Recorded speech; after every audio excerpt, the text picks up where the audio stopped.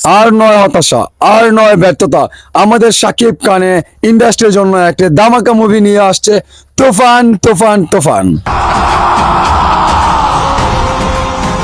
তো বন্ধুরা, আপনারা যারা সমালোচনা করছেন তাদেরকে বলতে চাই, আপনারা আর হতাশ হবেন না। বাংলার ইন্ডাস্ট্রি একদম ঘুরে দাঁড়াবে আগের মতো।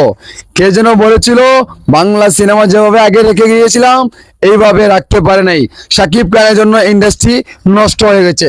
আমি বলতে চাই, আপনি যে বললেন শাকিব খানের জন্য ইন্ডাস্ট্রি নষ্ট হয়ে গেছে, এখন দেখেন তো কার উপর ডিপেন্ড করে এই ইন্ডাস্ট্রি দাঁড়িয়ে আছে। আপনাদের তো মুরদ নাই একটা সিনেমা হিট দিতে। আপনারা দেখেন তো শাকিব খান কতটি সিনেমা হিট দিয়ে যায়।